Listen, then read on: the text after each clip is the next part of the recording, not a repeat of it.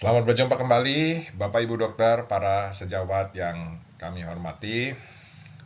Hari ini kita akan mencoba mengulas ya mengenai infrastruktur dan 3 perangkat pada pelaksanaan PPRA di rumah sakit, sebuah mikroregulasi.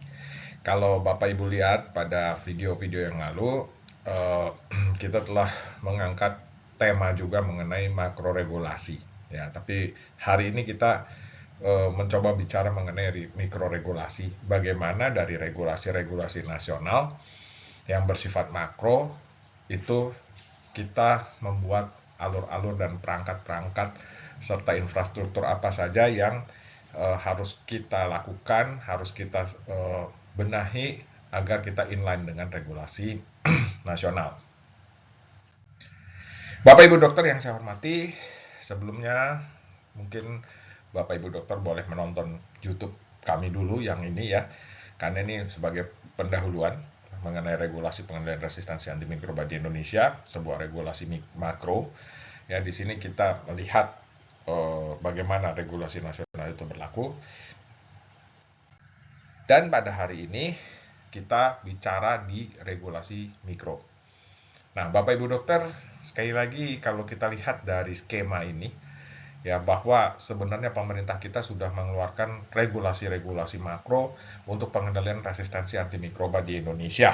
Ya, mulai dari Permenkes 8 2015, Permenkes 28 tahun 2021, buku PGA panduan PGA di Rumah Sakit Kementerian Kesehatan Republik Indonesia tahun 2021.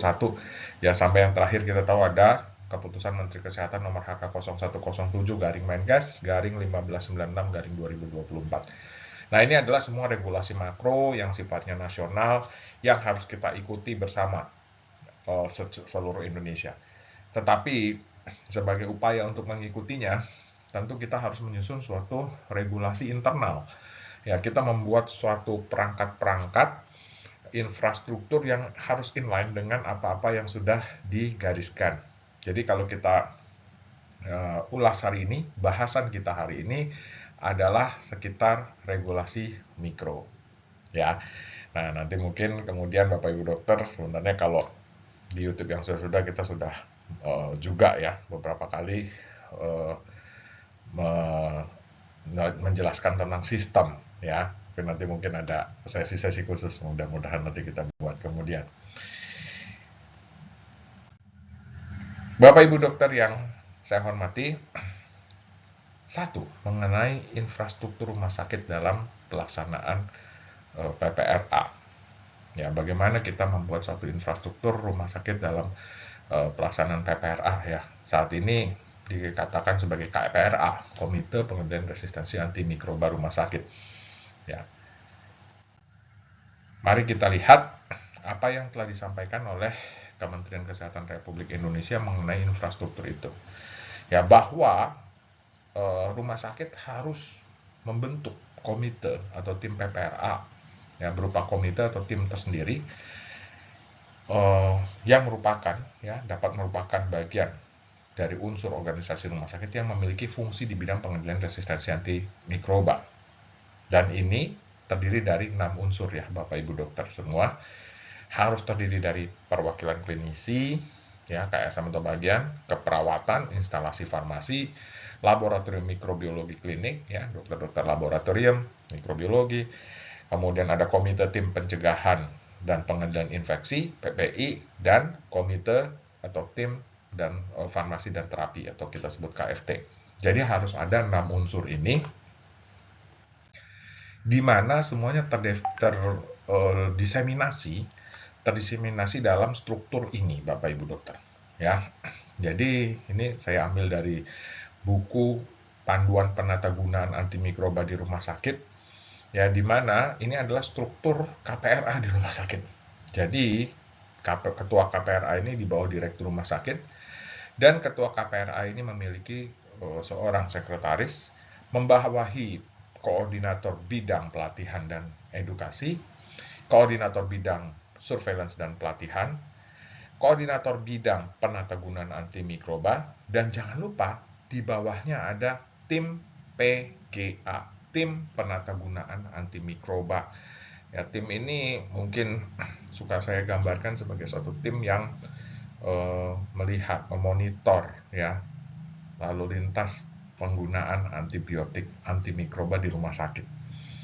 Nah, tadi kita tahu bahwa KPRA rumah sakit harus terdiri dari 6 unsur tadi. Perwakilan klinisi, keperawatan, laboratorium, PPI, farmasis, dan KFT. Nah, ini bisa terdiseminasi Bapak Ibu dokter di dalam bangunan ini. Bisa misalnya ketua KPRA-nya seorang klinisi, sekretarisnya seorang farmasis, koordinator bidang pelatihan dan edukasi seorang nurse, koordinator bidang surveillance dan pelatihan seorang dokter laboratorium, koordinator bidang penatagunaan antimikroba seorang klinisi, dan di dalam tim PGA ini bervariasi ya, macam-macam isinya. Bapak Ibu dokter bisa melihat ya dari buku panduan penatagunaan antimikroba di rumah sakit. Ya, tetapi Bapak Ibu dokter, struktur ini harus terbentuk dan harus seperti ini dengan terdiri dari 6 unsur itu. Oleh karena itu harus dibuat SK direktur yang membentuk KPRA rumah sakit dengan mencakup 6 unsur yang tadi telah kami sebutkan dan membuat infrastrukturnya seperti ini. Jadi inilah yang memang harus kita ikuti. Jadi supaya kita inline dengan regulasi nasional. Bapak Ibu dokter yang saya hormati, lalu setelah kita membentuk suatu infrastruktur tadi, perangkat-perangkat apa saja yang harus kita miliki? Ada 3 perangkat di sini. Perangkat 1 adalah panduan praktek klinik dan panduan penggunaan antimikroba. Nah, ini contoh. Ya Bapak Ibu dokter, ini sekedar contoh aja. Ini contoh kerangka PPK. Saya mungkin mengambil contoh di sini adalah pneumonia ya. ICD-10-nya nanti silahkan dicari. Kemudian definisinya apa? Ya, ini bisa diambil dari berbagai macam perpustakaan, textbook dan sebagainya.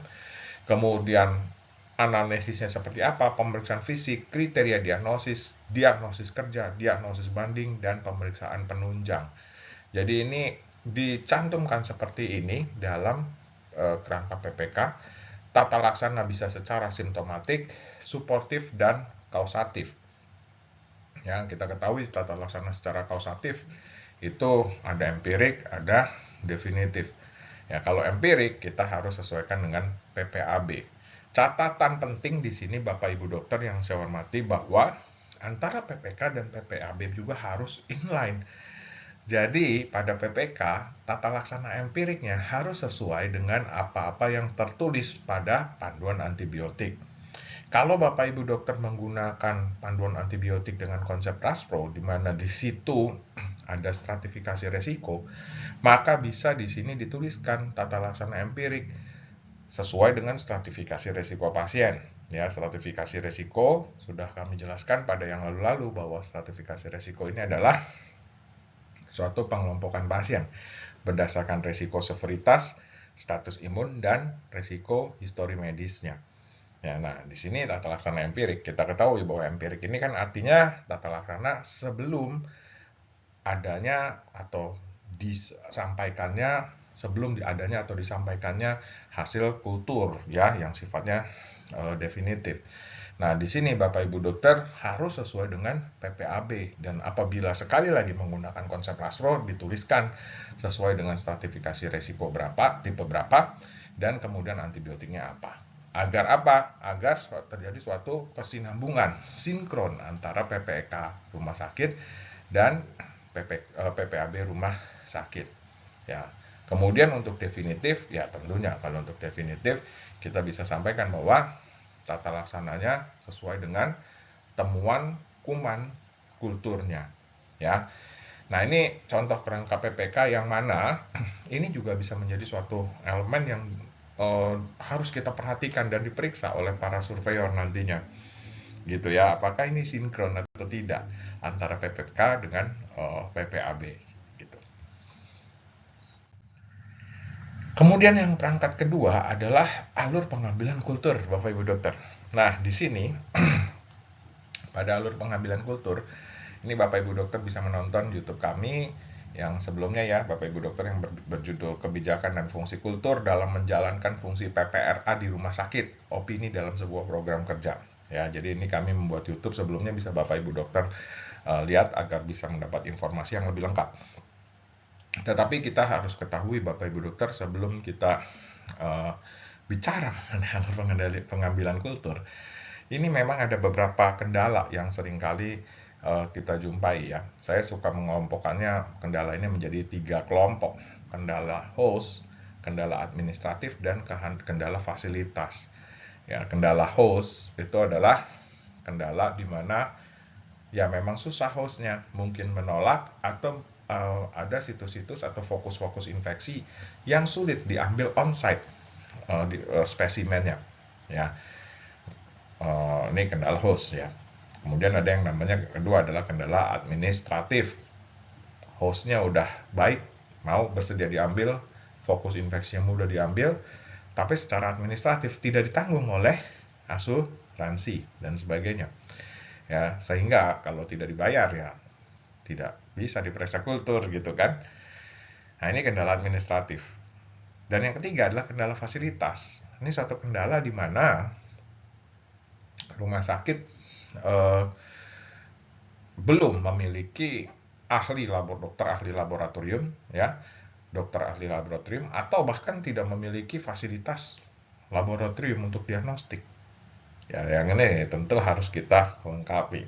Selalu ingat, kami sampaikan, no good diagnostic stewardship, no good antimicrobial stewardship. Nah, tapi kendalanya itu bisa ada di 3 kuadran ini. Ini kalau saya menilai, tapi kalau sejawat nanti ada hal yang lain silahkan untuk ditambahkan ya. Nah, mari kita bicara tentang pengambilan kultur, ya, alur-alur. Bapak Ibu dokter yang saya hormati, selalu kami sampaikan mengenai teori selective pressure lagi dan lagi-lagi ya. Kenapa? Karena ini juga akan bisa mempengaruhi alur pengambilan kultur dan hasilnya. Nah, kita lihat Bapak Ibu dokter, setiap kali kita memberikan antibiotik ya, menurut teori ini, maka sebagian besar yang sensitif terhadap antibiotik yang diberikan akan mati, kuman-kuman tersebut akan mati, tetapi masih bisa meninggalkan kemungkinan, membuka peluang untuk munculnya kolonisasi-kolonisasi kuman yang multidrug resisten akibat adanya induksi, terekspresi atau mutasi dan sebagainya. Ya. Nah, ini Bapak Ibu dokter, kemudian mereka juga bisa memperbanyak diri, berkembang biak dengan menurunkan gennya, mungkin dengan mentransfer gen dan sebagainya. Terbentuklah kolonisasi-kolonisasi yang juga multidrug resisten. Nah, jadi Bapak Ibu dokter, implikasinya di sini adalah nanti berpengaruh kepada kebijakan dan fungsi kultur. Ya, seperti yang telah kami sampaikan sebenarnya di YouTube yang lalu. Bapak Ibu dokter yang saya hormati, kembali mengingat daripada fungsi kultur ini adalah bahwa satu, fungsi kultur ini bisa digunakan sebagai diagnosis untuk infeksi individu. Jelas ya, ini pneumonia, kita ambil kultur spesimen kultur dari sputumnya, kemudian kita periksa, ketemu Klebsiella pneumonia misalnya, sensitif terhadap antibiotik apa, resisten apa ya. Jadi ini adalah diagnosis untuk infeksi individu. Tetapi jangan lupa bahwa kultur juga mempunyai fungsi diagnosis komunitas, di mana di sini fungsi diagnosis komunitas kultur bisa dibagi lagi menjadi 2, sebagai surveillance atau sebagai dasar pertimbangan pembuatan panduan antimikroba empirik, di mana di sini kedua fungsi ini memiliki approach awal yang harusnya berbeda. Kalau kita bicara tentang surveillance, Bapak Ibu dokter, maka surveillance ini bisa kita ambil dalam 2 tahun, 3 tahun misalnya, tanpa melihat setting waktu dan setting hostnya. Ya, jadi misalnya, dalam 2 tahun, berapa sih kita ketemu E. coli, berapa persen E. coli yang kita temui sebagai extended spectrum beta-lactamase, ini termasuk MDRO ya. Berapa persen sih Klebsiella pneumonia yang kita ketemui dia berstatus ESBL, Extended Spectrum Beta-lactamase. Nah, ini survei tanpa melihat nih kapan settingnya dan sebagainya gitu ya. tapi kita lihat temuannya di survei dalam 2 tahun tuh berapa banyak, ya kan?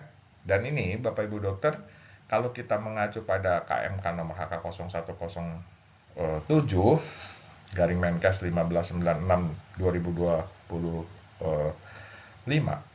ya. Maaf, 2024 ya. 2024. Ini kita surveillance ini menjadi salah satu tolok ukur atau sesuatu yang dievaluasi sebelum dan sesudah intervensi gitu ya. Jadi ini adalah surveillance nih, ya, tanpa melihat tuh settingnya, timingnya kapan gitu ya. Jadi kita hanya melihat setting waktunya aja nih, maksud saya setting tempatnya, berapa temuannya. Nah itu surveillance. Diharapkan kan begitu intervensi PPRA, antimikroba bijak dijalankan, compliance baik, maka temuan-temuan ESBL, carbapenemase resisten, dan sebagainya lah itu turun. Ya, nah ini surveillance. Nah, tetapi Bapak Ibu dokter, ini kelihatannya berbeda dengan pertimbangan pembuatan panduan antimikroba empirik ya. Pada pertimbangan pembuatan panduan antimikroba empirik, kami berpikir bahwa ini memang harus dibuat dengan timing yang lebih homogen. Nah, seperti ini ya Bapak Ibu dokter. Ya, ini sudah kami sampaikan juga bahwa ada dua timing ya, setting 1 dan setting 2. Ya, ada setting 1 dan setting 2. Pada setting 1, pasien datang masuk ke rumah sakit dengan fokus infeksi bakteri tertentu, diberikan terlebih dahulu antibiotik, ya, hari ke-4, 5, 6, 7 baru diambil kultur. Pasien kedua juga demikian, ada fokus infeksi tertentu, diberikan dulu antibiotik, hari ke-4, 5, 6 baru dikultur. Begitu juga pasien ketiga dan seterusnya. Jadi antibiotik empiriknya, ya kita ketahui bahwa antibiotik empirik ini kan adalah antibiotik yang diberikan berdasarkan guidelines antibiotik ya, dimana pada saat pasien masuk mungkin dia belum ada hasil kultur dan sebagainya. Nah, tapi diberikan antibiotik terlebih dahulu, lalu kemudian kulturnya itu baru diambil hari ke-5 atau hari ke-6 mungkin setelah antibiotik itu masuk. Nah, kita lihat Bapak Ibu dokter di sini, hasil-hasil kultur ini kan kemudian nanti kita jadikan satu laporan pola kuman. Nah, kalau kita meyakini bahwa memang teori selective pressure itu betul adanya, maka kita bisa bayangkan bahwa hasil pola kuman yang ada dan dilaporkan di sini itu jangan-jangan adalah hasil pola kuman yang sudah terpengaruh dengan selective pressure atau tekanan seleksi, sehingga kecenderungan untuk menghasilkan hasil yang lebih resisten menjadi lebih besar. Nah, ini kita harus hati-hati, saya pikir begitu ya, harus hati-hati untuk dijadikan dasar untuk pertimbangan pola kuman. Jangan sampai nanti antibiotik-antibiotik golongan akses seperti ampicillin, sulbactam, amoxiclav, ceftriaxone bahkan ya, yang ceftriaxone itu kalau di WHO udah termasuk bots ya, bahkan itu semuanya udah resisten, sensitivity-nya tinggal 20%, 15%, sementara yang 80-100%, karena kita modelnya seperti ini, ya, antibiotik dulu udah 5-6-7 hari diberikan baru diambil kultur pertama. Nah, akhirnya hasilnya yang 80-90%, 100% itu bahkan adalah golongan carbapenem. Ya, jangan sampai ini jadi misleading.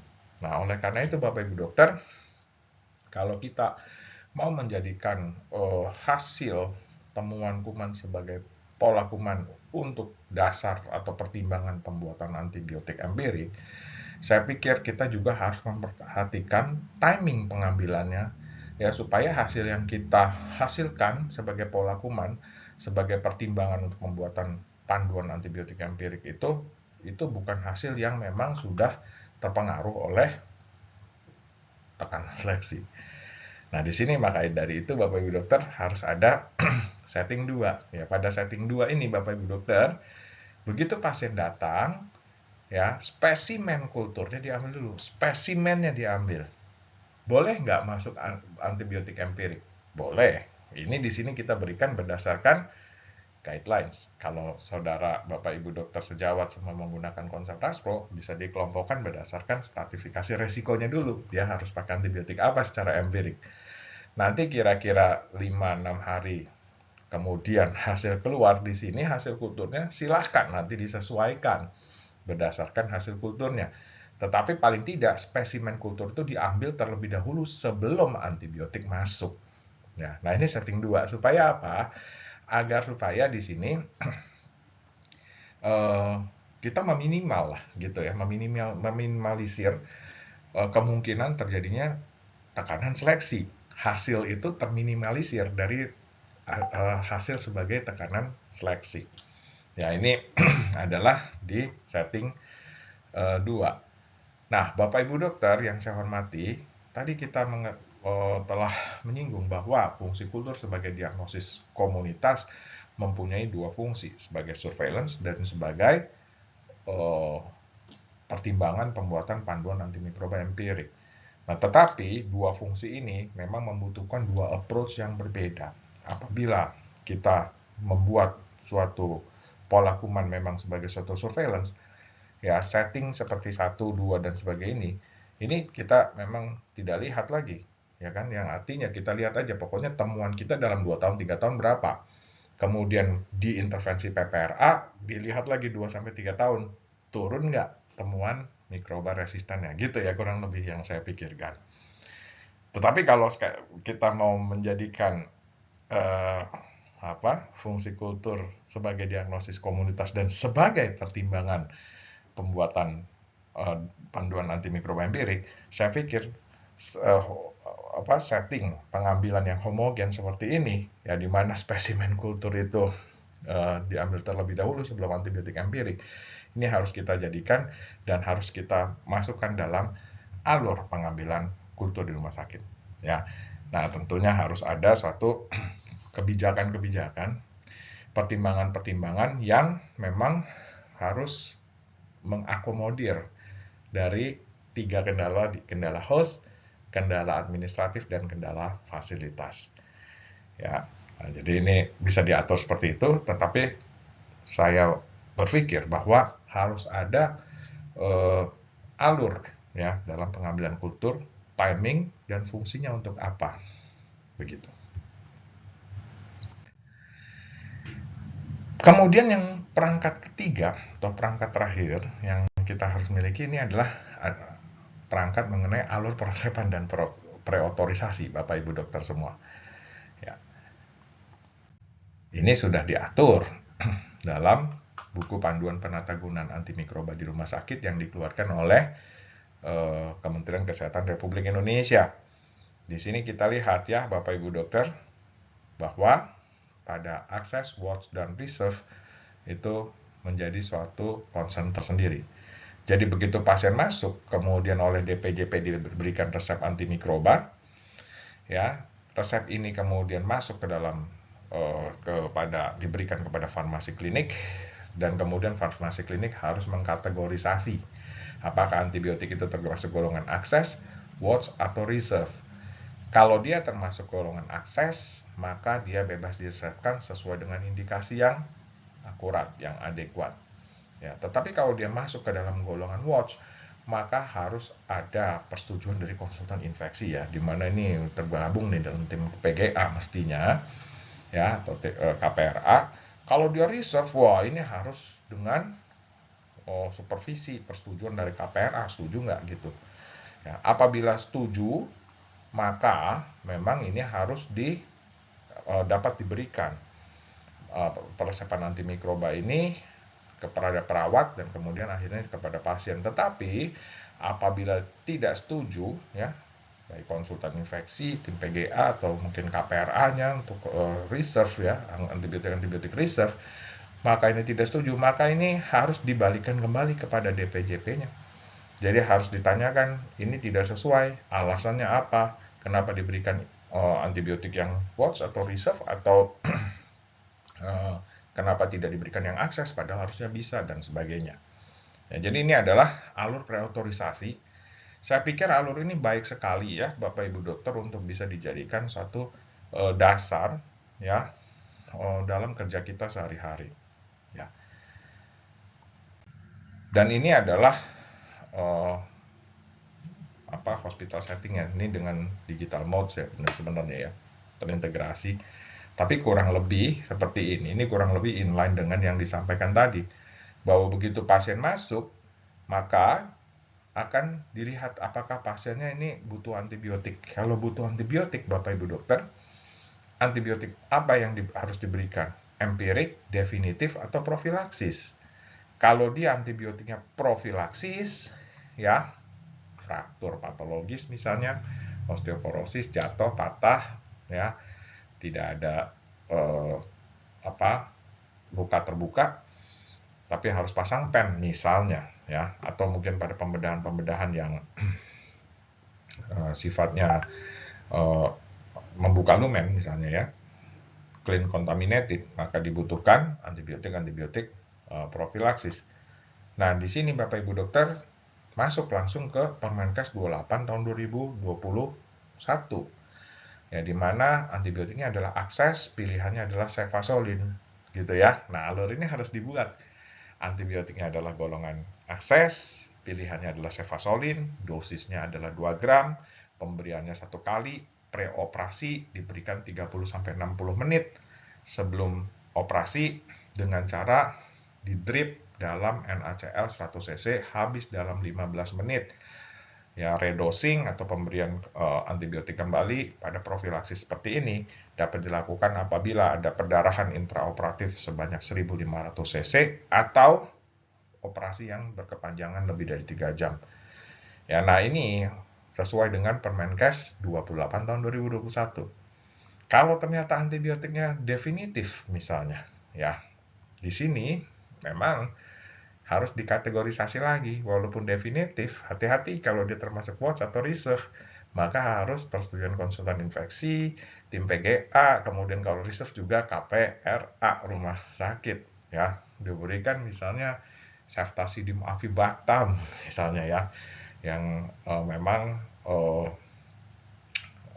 tergolong daripada antibiotik reserve misalnya ya. Nah ini harus dengan supervisi memang seperti itu ya, harus dengan preotorisasi dengan konsultan infeksi, tim PGA, atau kalau reserve itu KPRA urusannya. Ya, kalau diakses amoxicillin clavulana, amoxicillin, ampicillin ya, ini free by indication. Ini kalau dia definitif. Dan kalau dia masuk ke ternyata diberikannya pilihannya karena empirik nih. Ya, ini apalagi? Ya, ini watch dan reserve harus dengan konsultan infeksi, KPRA, dan sebagainya. Akses, kalau diakses, baru dia free by indication. Ya, dan di sini Bapak Ibu dokter, kalau pada model RASPRO memang ada yang namanya formulir RASPRAJA. Ini untuk membatasi supaya jangan berkepanjangan.